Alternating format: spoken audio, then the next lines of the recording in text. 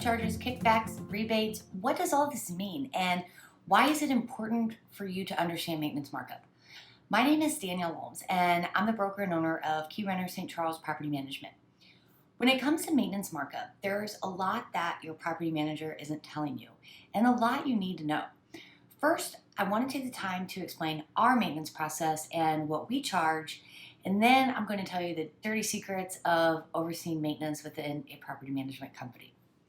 So here's how our process works. When the tenant has a repair request, they submit their maintenance request online. We review the request directly. Many property management companies have third-party maintenance services that take maintenance requests and immediately send someone out. Because we receive the request in-house, we're able to review and do any troubleshooting first. So say the tenant says the garbage disposal isn't working. We'll first walk them through some troubleshooting tips like pressing the reset button. If we get through the troubleshooting and it's still an issue, then we can go ahead and dispatch accordingly. We also have an emergency line for after hours. So the furnace goes out on a cold Saturday night. We can take that call and dispatch a vendor if needed. We are very particular about the vendors that we use. We qualify them on pricing, typically negotiating below market price, quality of work, and making sure they can address issues in a timely manner. All of our vendors must be insured and have any applicable licensing. So the vendor goes out, we follow up to make sure the job gets completed in a timely manner. The vendor sends us the invoice, we review the invoice, and then we pay the vendor. For all of this, we charge a 10% maintenance oversight fee. It's going to be very rare for a property management company not to charge some way or another for overseeing maintenance. Some property management companies have their own in-house maintenance company that they will profit from, which sounds great, but if they're making an hourly rate off maintenance off of your property, what's the benefit for them to troubleshoot first and try to avoid sending someone out for maintenance?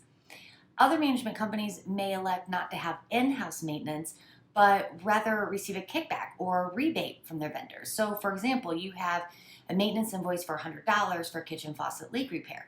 When you receive the invoice, it's the actual vendor's invoice, so you think the property management company is directly passing on that cost to you. That's probably even how they market to you. No upcharge on maintenance. You pay only what the vendor charges. But lo and behold, at the end of the month, the property management company receives a kickback on all of the maintenance that they dispatch to their vendors. So this could be 10%, 20%, that's whatever they negotiated with the vendor. Any discount they negotiated is put into their pocket and not yours.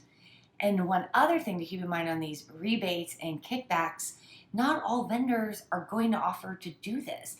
It's hassle and headache and a lot of extra bookkeeping on their part. So instead of basing their vendor selection on pricing, quality, and timeliness like we do, property management companies with a kickback system are also selecting their vendors based on which ones are willing to follow their kickback rules. Some property management companies will even double dip. They'll receive a rebate from the vendor and they'll still upcharge on maintenance. So if you have a $100 service call you're paying for, the management company might get a $10 or $20 rebate from that vendor and still upcharge you $10 or $20. So they just made a 40% profit on maintenance at your property. Another thing that I've seen in the past is property management companies will take the invoice from the vendor, create their own invoice, and mark it up on their own with no transparency to the landlord. So the invoice from the vendor may have only been $75, but the property management company creates their own maintenance invoice for $100 and bills you for that $100. So why do we charge a 10% markup? We value the transparency of our services. We aren't hiding anything from our owner clients or out to nickel and dime on other fees to make up for costs associated with managing maintenance. We've already negotiated pricing with our quality vendors, and more times than not, that discount we receive is more than 10%, so you're still receiving a discounted rates on the maintenance. We aren't out to take all those discounts from you. We're simply charging for time of overseeing maintenance at your property. I hope this helps shed some light on how maintenance works within property management companies. No company is the same, and it's important to not only do your homework, but to understand what you're paying and why. Do you need help with property management? Call me, 636-707-2000, or visit our website, keyrenterstcharles.com.